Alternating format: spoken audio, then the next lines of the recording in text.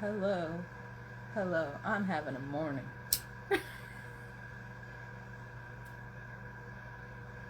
Whew.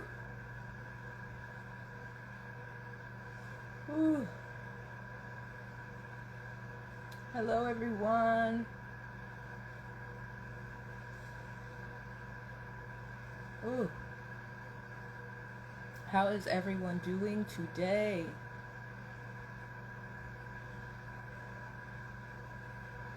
How is everyone doing today?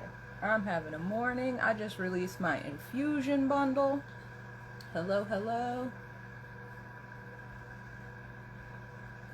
I prefer combustion. Vaporization doesn't work as well for me. Oh yeah, get your Puffco.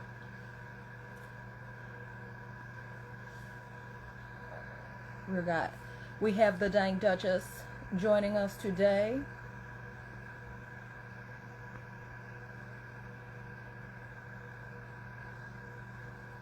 The Dank Duchess will be here in a moment. Ooh, what's up? The Alchemist. Very smart gentleman. Follow him. Learn about cannabis. Learn about CBD. If you have any questions today, make sure you drop them in the comments below. I will be trying to keep up. I am going to let you in, Duchess, and we can get this started. I have my questions ready for you. Let's do this.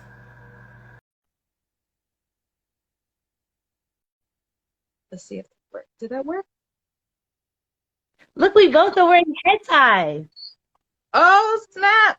And it was like my first time, like, I don't know, years I've worn a scarf around my head like that. And look, I just saw you, and I was just like, oh, look at me both rocking that. How you feeling? For I'm good. real. I'm good. We got the, like, our auras are, we got everything. We got the scarf, we got the weird. Yes, I love it. Purple is regal too, so there you go. How you feeling? Yeah, I'm all about the purple, especially like that. So how you doing? How was your weekend? It was, what did I do? Oh, I know what I did. I did mushrooms. I mean, I like to hear things like that. You did some mushrooms, a microdose or a good size dose or a heroic dose. It was well, with me, my micros tend to be macros. So it was a bit of both. Okay. I discovered that I know how to draw. Okay. So it was therapeutic. I enjoyed it. A little less than what is it, 370 milligrams. So not even a full gram. Okay, 0.37. That's on the higher end of most micros, but I was microing for quite a while at 0.33. I have now come down to about 0.17 every other day. Today's Monday. Oh, I should have microed this morning. I was doing Clubhouse and I like messed that up. But I will be microing today. That's good. How do you actually microdose? Do you do capsules or do you actually just? I actually have capsules here because my husband makes them. I have capsules here, but I'm a person of about eating the fruit bodies. So, and even though it's like such a minor amount, I still cry through the little bit of wood taste, but I cry through a little bit of hey, but I'm a big believer in the shrooms. I'm really lucky. Sorry, I'm really lucky to live in Oakland because I have access to so many shrooms and I have access to so much. This right here, talking about drawing. So I do art with my mushrooms, like mushrooms. So I'm all about the mushroom art. And so what I like to draw is mushrooms, and then I take it from real life. So I look at them, and then I start drawing them. I know, right? I mean, we have lots of mushrooms, but I like look at this big fat one. Look at this tongue one. Look at that. Oh my god. Yeah. Oh, the smell though. Mine are like this big. Like, I mean, it depends on the shroom. And look at these little happies. Oh my gosh. We're pro them. Oh, the smell though, honey. You got to have a love because that smell just hit me like, oh wow, that smell just hit me. So yeah, I'm really happy you're doing mushrooms. I'm sorry about that. I'm really happy you were doing mushrooms this weekend.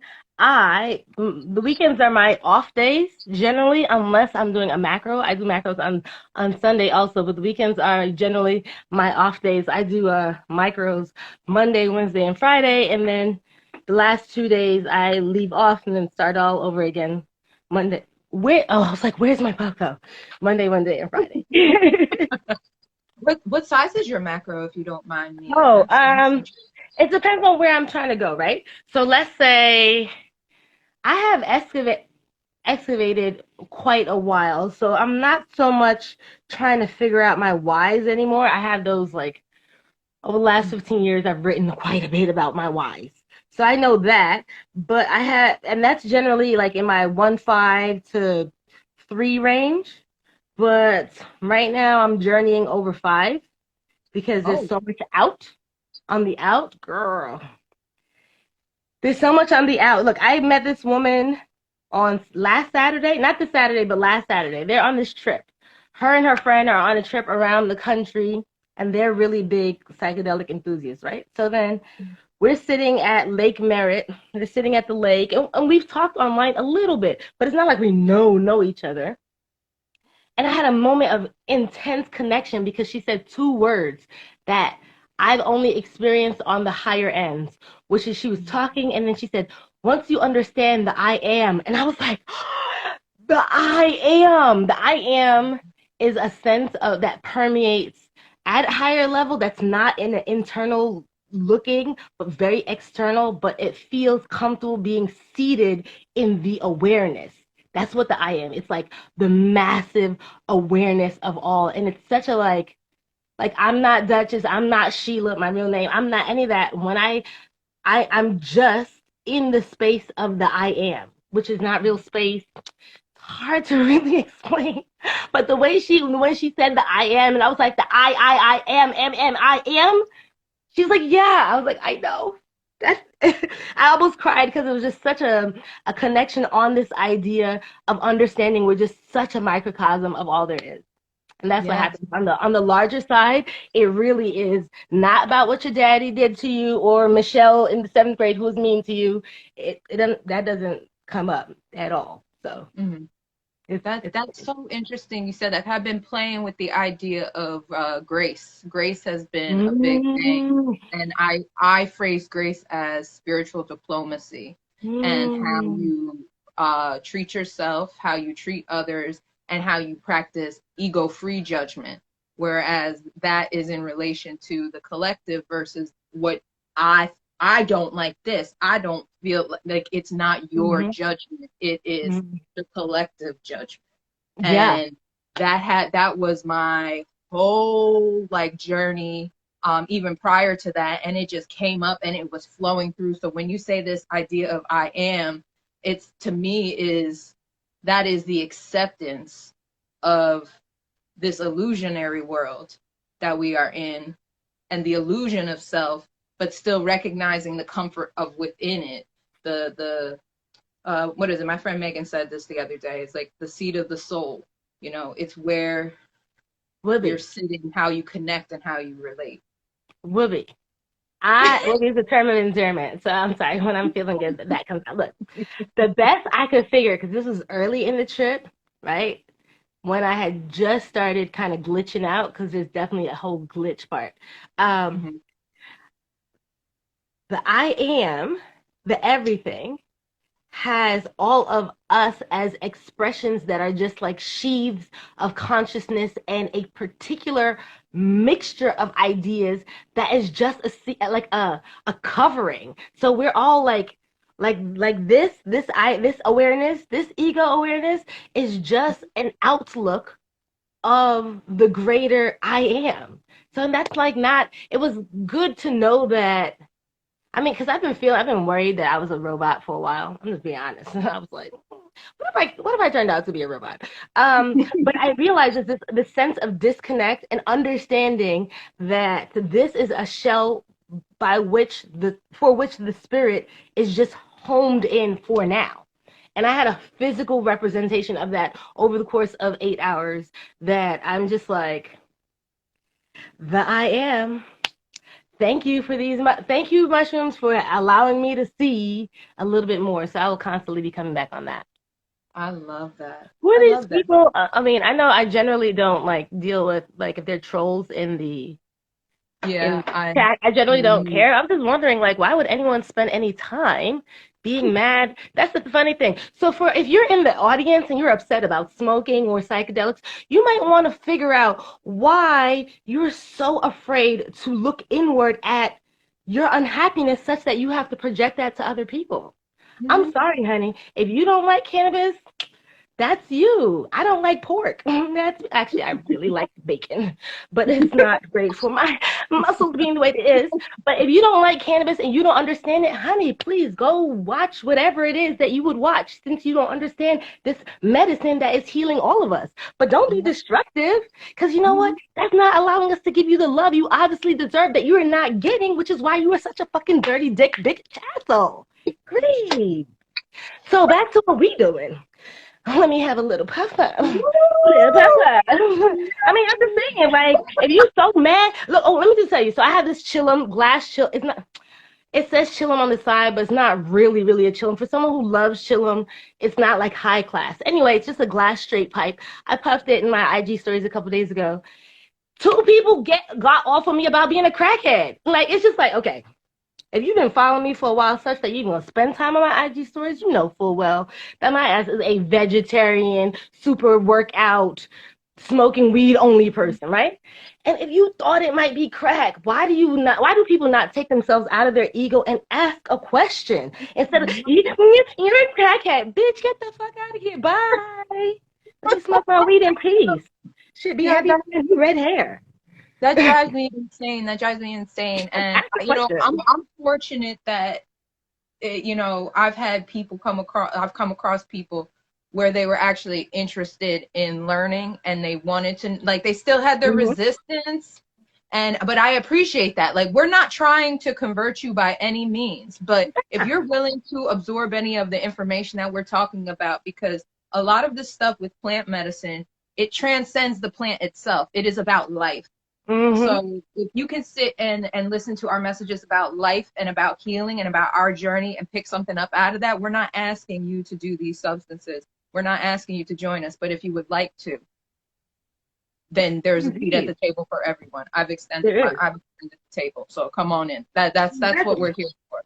That is definitely what we're here for. We're all carpenters up in this, making tables left, right, and center. I see my love, Nyasha Budwise TT, all the way from Trinidad. It's lovely to see you, hun. You know, it's these beautiful smiling faces. In the last year, Jade, I have seen that the amount of beautiful faces who are pushing our wellness objectives and pushing our culture and understanding that we don't have to wait to be on anybody's table. I'm just super excited, happy about that. And, this COVID situation has put us in a precarious situation in many ways, but there's always there's always a silver lining on some situation. And I'd love to see how a lot of people have started expressing themselves and being willing to step out of the closet, not pushing anybody out of the closet, but be willing to step out of the closet and weather what might be blowback, which I don't know, for the most part, people who I talked to who were worried about blowback, they realized themselves that people are coming around and understanding more and more about cannabis or hearing it a little bit more, and just their exposure to it, unless they live someplace like Idaho. I mean, I feel for those people in Idaho and Iowa where the government is still saying stuff like, it's going to kill your children. And you're like, but look at our opioid crisis. What are you talking about? That's what's killing the children, Besides that, I think that we are having an upliftment of the collective understanding about cannabis, and progress in that way is positive. Yes. And I think that the more that we try to, and this is the thing with the cannabis community, I would really like for us to stop talking to each other and talk more to the people on the outside, because I know you love cannabis. I love cannabis. We need to help these people who are only they'll say to me, oh, I met this one woman and I was doing an event, I was selling CBD. She came in, it was in like an upscale loft apartment thing, and I was doing massages and everything. And she's like, no thanks. I took Xanax and I could drink my wine. And I just was like, yeah, but this is not gonna do what? Oh, I just like my brain was just no thanks. melting. I took me some poison. I don't want your water. I want poison. Yeah. Okay. And that's exactly what it is. But they see our natural plant that comes from you don't do anything to it other than love it, hang it upside down, put it in a jar, wait, and then smoke it. Like, that's it. And you have to synthesize these chemicals, and yet because somebody wrote it on a piece of paper and told you that this is the way to feel better when it's not, that is the first line of defense. Like, we are not alternative medicine. We are the original medicine. Yep, that's very true. Like, that's it right there. That's it. I mean, this is the original medicine. The other thing were alternatives to originality. Those were capitalist alternatives to what actually is going to make you better. Not even just feel better, but make you better, which is a huge difference. Yes. And people sometimes, I guess this is part of this is the reality is do you know who the I am is? If you have not yet come to see, like, you could get better, you can change, you can actually, your energy can just create more. Like, you are a mini creator. And I think people get stuck in this box of, I am this person already. Like, I'm the angry person. I always blow up. I always do this. I always date this type of person. I'm always going to eat this type of food. I'm always going to look this way. I'm always like, that is not at all who you are, because you can be anything. And this is a way to take back from what society has deemed what we are, and allowing you to clear your mind and come back to the earth. Because sometimes we get so caught up there. That is important. That's what plant medicine is. It's about bringing you back down to the earth so that you can find yourself. I don't know what I'm thinking, but I like it. I totally agree. It'd be great to figure out how people can develop much more faith and trust in their own ability to know what's right for them, instead of acting as if life only happens to them, not understanding they're co-creators in this whole thing. And besides that, understanding that I'm definitely not under anti-doctors or anything like that. But there comes a knowing, there does come a knowing, which we've heard many stories where the doctor said this, but I just knew that this was not the case. Serena Williams, I know I'm sick. She nearly died, even though doctors was just like, you're fine.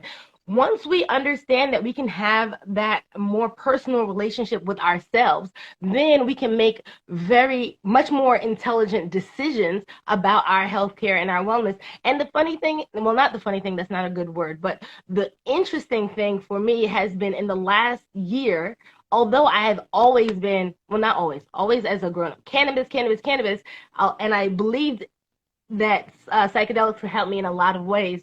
It really is in the last 2 years that I've seen that in pairing together. Cannabis does a whole lot.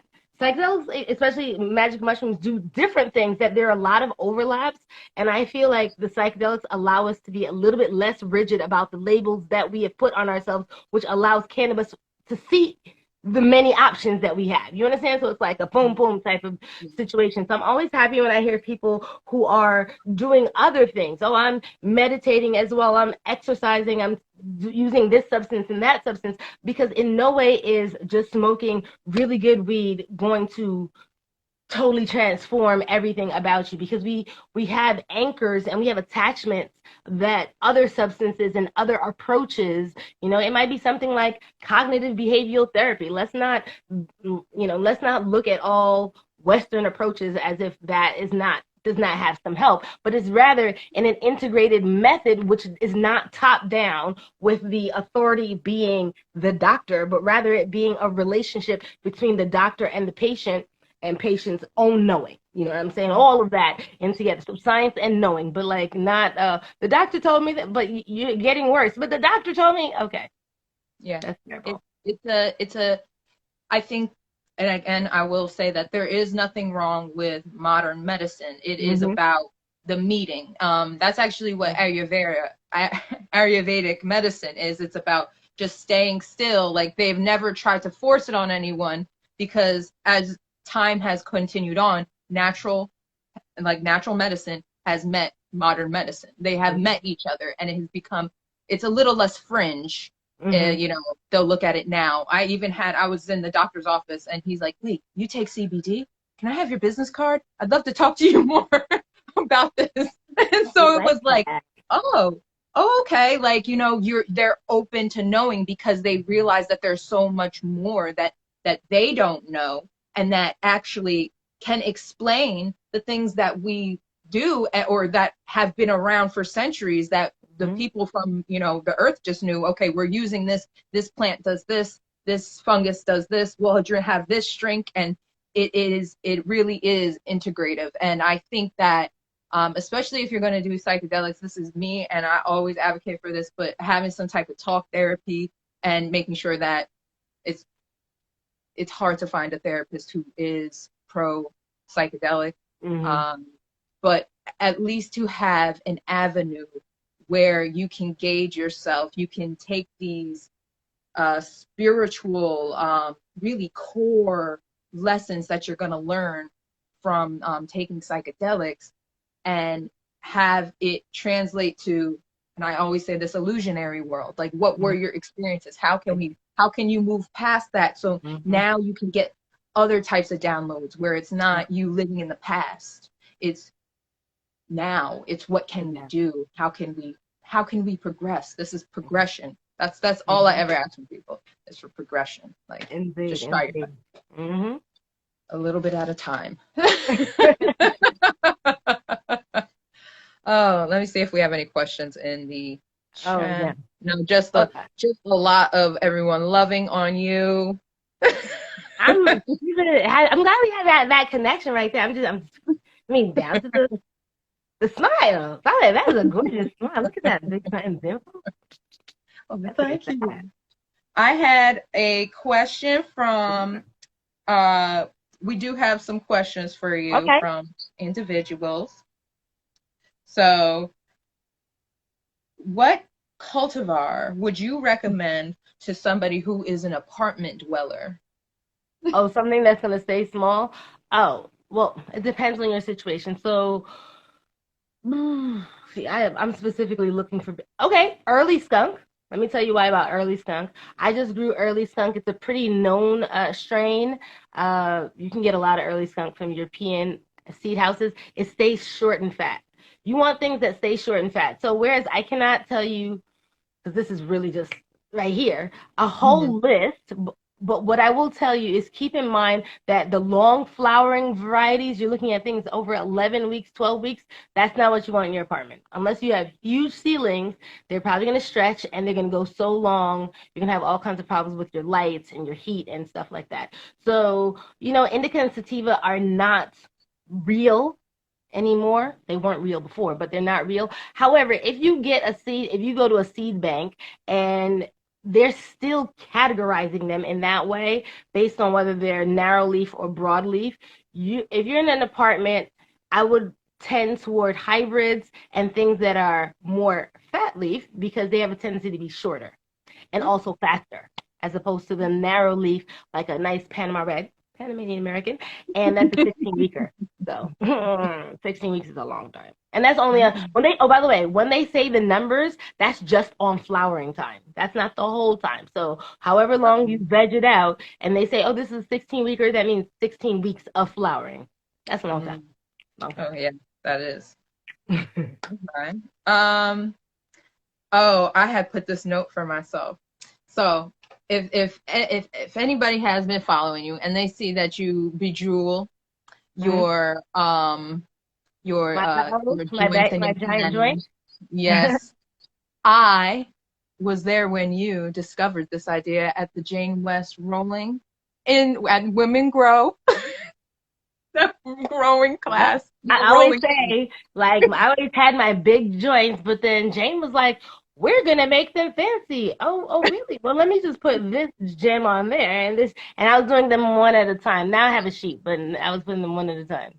That was like I just remember seeing that, and every time I see you smoking, I'm like, I remember that. I remember that. That was a very fun. Yeah. When was that? That was 2017. Hold on, let me just answer this person's question. That is not true. Resonation, it is phased out. That nomenclature has been phased out. So it is cannabis afghanica, cannabis indica, and ruderalis. So this idea of CBD, CBG, THCVA, and such are cannabinoids and have nothing to do. I'm sorry if I disappeared. A phone call came in, but have nothing to do with this nomenclature of sativa and indica. Two different things. One is how classifying cannabis as a name, like, oh, I need to have indica because my body hurts. Oh, I need to have sativa because I need to be up.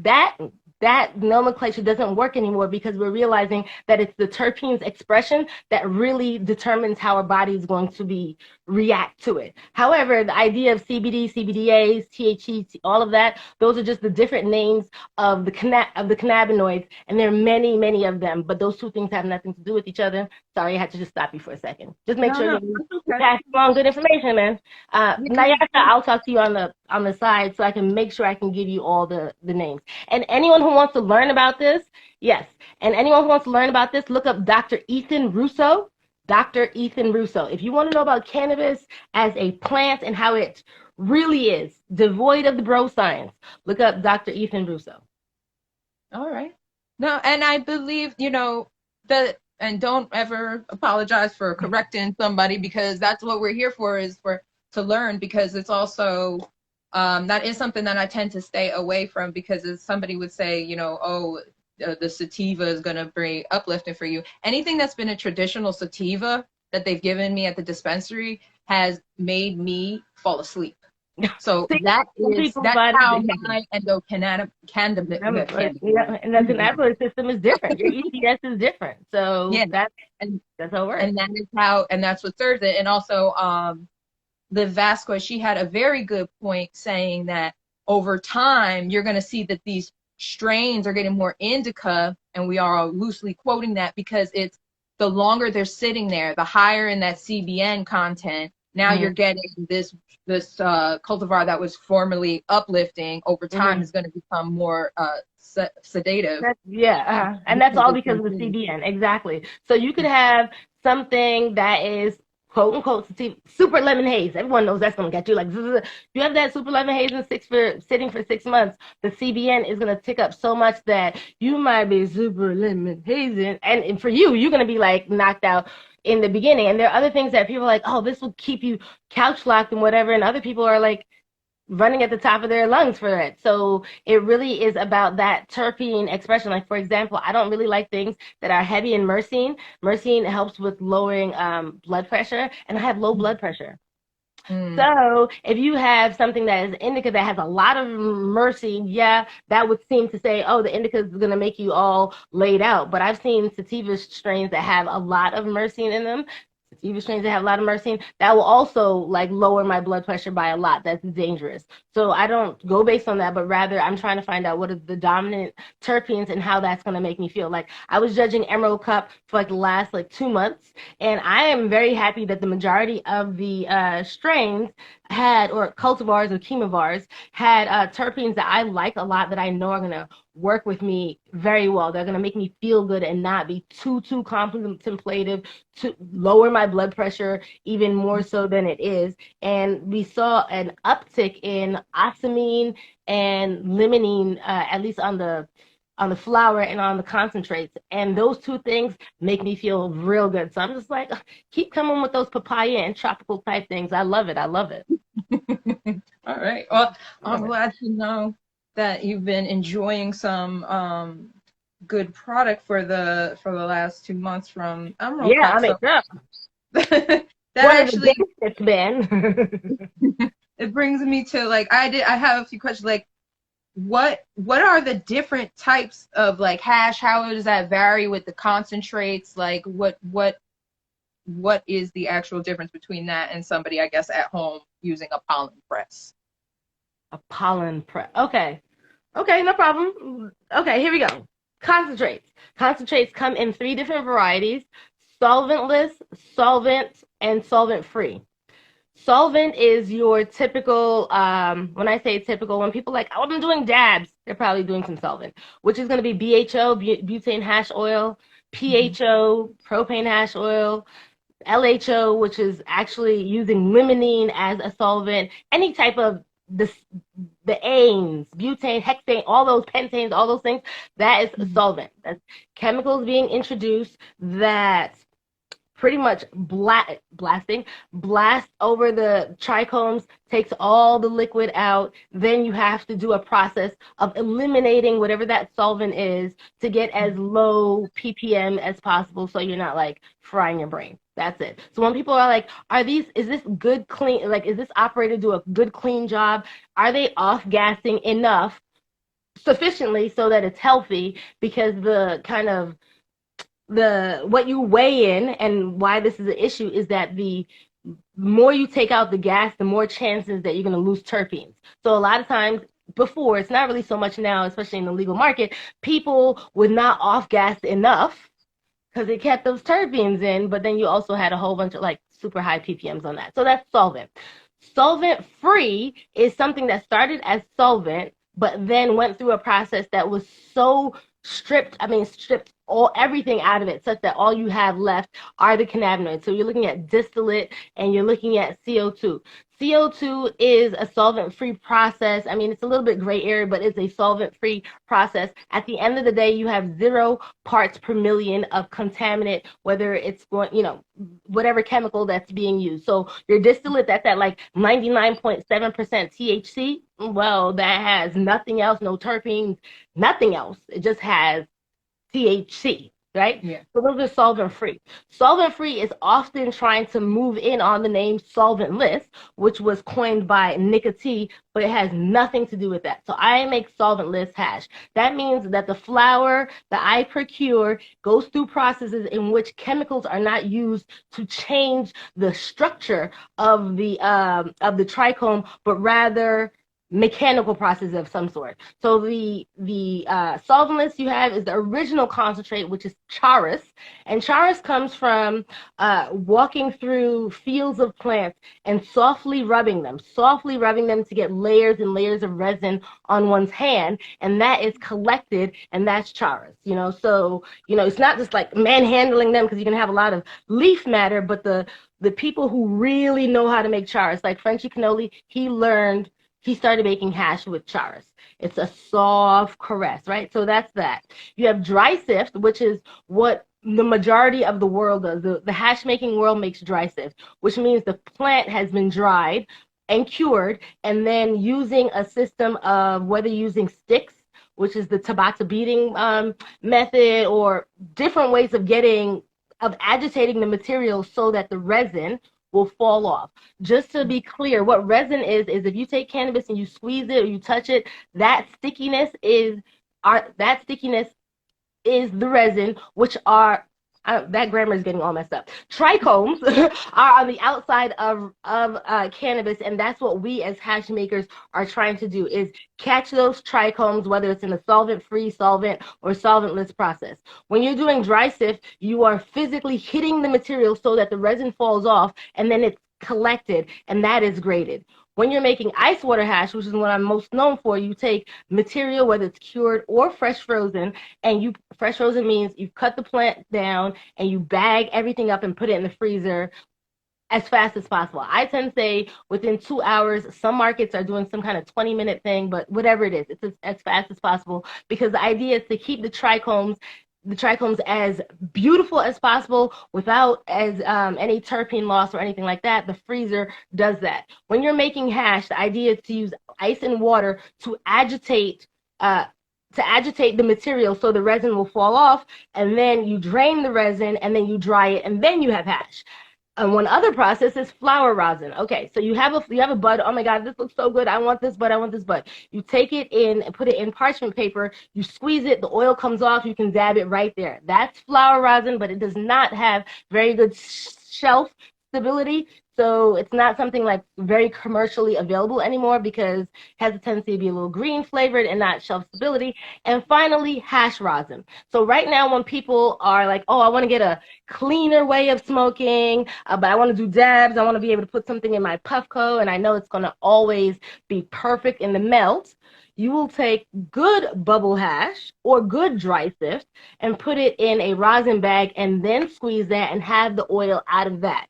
And that right there are solventless dabs. Pollen presses are the thing about having a pollen press is that if the first of all, when it's called a pollen press, it's probably from Europe. In Europe, uh, they call resin pollen, but mind you, they also call pollen, so that's problematic. Pollen obviously is what fertilizes the female, but they also call resin pollen. It's about context, right? So a pollen press collects all of the resin that has been created and then just uses mechanical force to literally press it into like a brick form. That's great for preserving it. That's great for storage. But when I'm pressing hash as a hash maker in the Frenchy cannoli way, I'm pressing clean resin to mush together and to mature as a mass and only be oxidized on the outside, but the inner part be protected by the fact that it's been created as mass. When you squish hash in a rosin machine, the value of that is that you're getting all of the oils, the terpenes, and all that at one time, squishing it out, and that's something that can be preserved and taken care of. But pollen in this brick standpoint right here really doesn't have an opportunity to mature in any kind of regulated way. And if it hasn't been fully static cleaned, that's to get rid of any contaminants, then you just have like a lot of good resin and some contaminants, and that's not something that you can really put in a Puffco. I know that was really long, but that's hash. No, that was perfect because I'm like, okay, did that answer this question? This question? But really, like, I for the longest time, and I still am like, I'm very interested just in watching people make hash because it scares me because I just the idea of having like ice and water and it mixed like that to me is like I'm like I don't know if I could do I that. love that girl. When I was on when I was on Bong Appetit, and like, so I'm gonna make hash on Bong Appetit. The three people who were there, who were the competitors, had never seen hash being made, right? So we warned them what I was gonna do. I was like, I have this machine. I'm gonna put the ice in there, the weed in there, and the ice. They caught these people's face, even though we prepped them. I was like, it's gonna be fine. Believe me. As I'm pouring the ice, what? Don't worry, it's gonna be fine. But it is one of these situations where once you start that process, you're going down that process. But if you know what you're doing, and hash making it itself is an art, but the science of it is fairly straightforward. It's about just having the constant practice to get it as best as possible. But it's not bad, but it's scary. I mean, like you're taking all this good weed, I could smoke this, and you're putting it in water, and now it's gonna be ruined. But I'm gonna give you a concentrated version. Whereas if you smoke this and it might be 22%, but if you dab this and this might be 86%, and all you're tasting is the flavor rather than the whole idea of combustion, you know. That I'm still nervous and I'm clenching my hands over here. I'm like relax. But it's the same concept of when I was teaching people how to, infuse oils and then I take their flour and then I'm like, okay, here we go. And they're, what are you doing? I'm like, trust me, just trust me. It's gonna turn out for the best. But it's something that a lot of these things, and I think that that's the good thing about plant medicine is like you can learn. You just need to practice. You have to keep trying. It is a process. Like maybe you get it right the first time, maybe you don't, but that's how it is, and that is the benefit of being able to make your own medicine. I love that. You put your own healing into it, your own energy into your it, own intentions, all of that.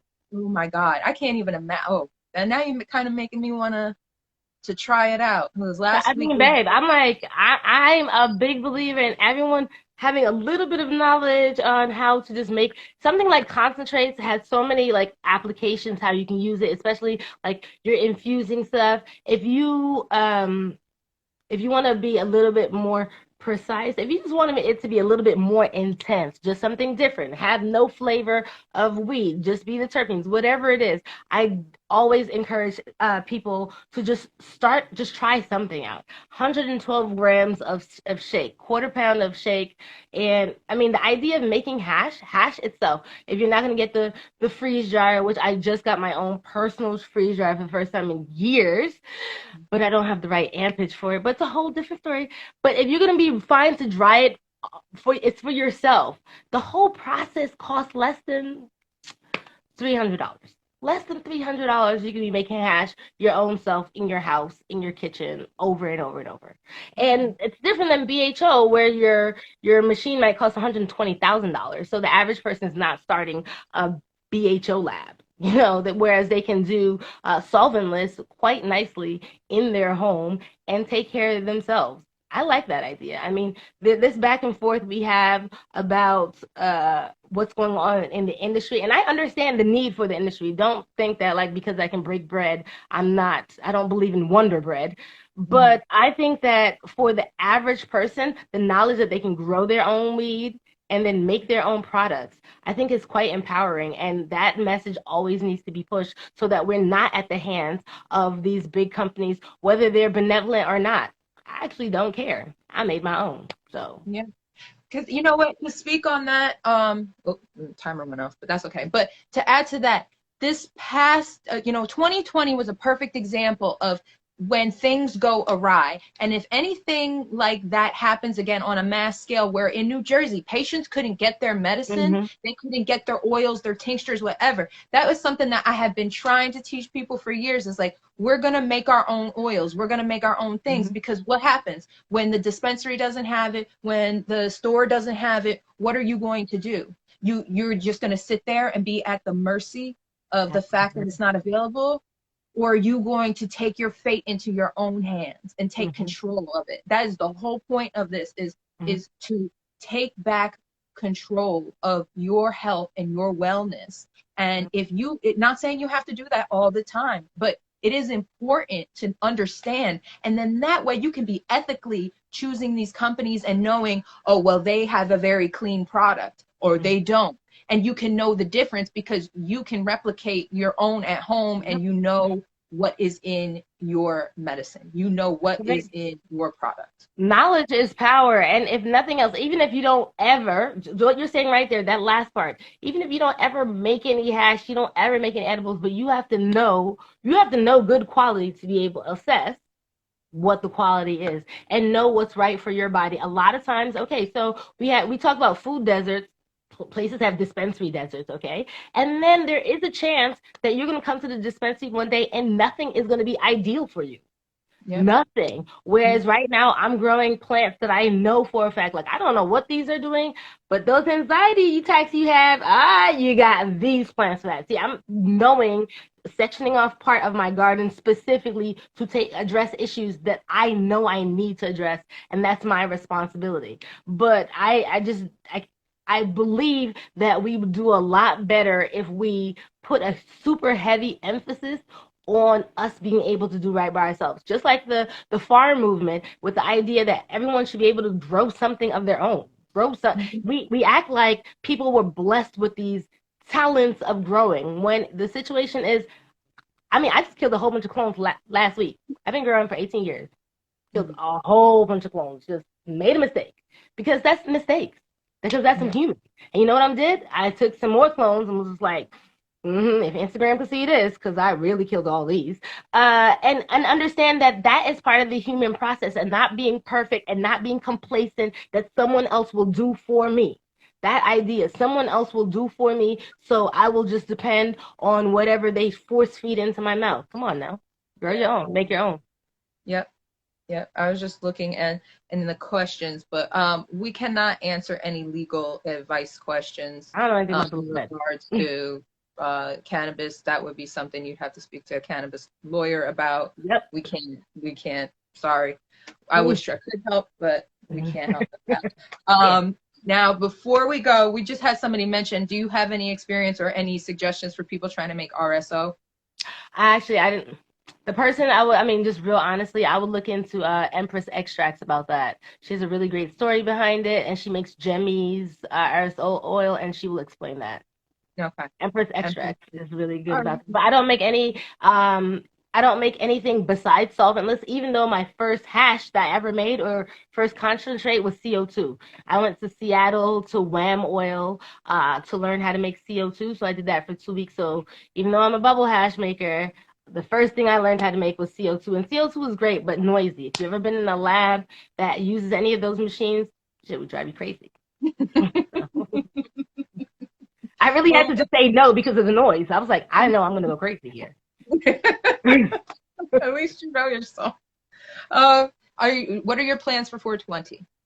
Ooh, anyone who's listening, I'm going to New York. I'm coming back home on 4/19. So I'm trying to meet growers because you got to plan these things. You know, New York is about to do something. It has legalized, so this is going to be the first legal 420. So I'm trying to meet some growers and hash makers. I'm always looking for hash makers and really any good connections. So I'll be in New York for the whole week from the 19th through the 25th, and my mother made me go stay at an Airbnb. She's not allowing me to come home. Not that I have the COVID or anything, you know what I'm saying? I'm just like, and you know how much cannabis I ingest, mommy? But no, she's just being like super, super safe. So I will be in Bushwick. So New York, get at me in New York. I'm from New York. And of course, you know, I'm coming with my Puffco. I'm coming with some uh-ohs because now I can smoke big and have no issue. Because last time I was in New York smoking big, I realized this is 7 grams I'm smoking on the street, and there's a cop right there. This is not Oakland. Get it together. Yeah. Yes, times have changed finally. So I'm glad to hear that you will be here for 420. Oh wait, you're in New York, Woody? I'm in New Jersey, so I'm right. Okay, I'm just. let's make something happen.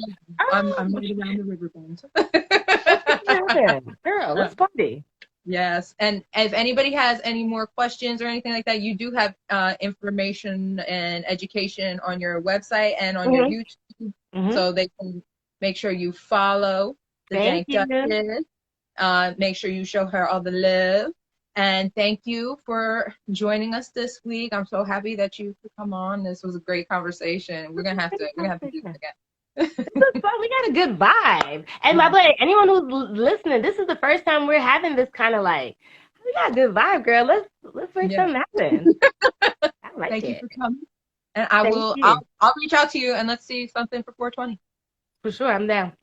All right. Take care, everybody. Oh, Dr. Ethan Russo, the person, just so they know, Russo, Russo. Russo. Hopefully they'll get that. Last name. Boom. Got it. All right.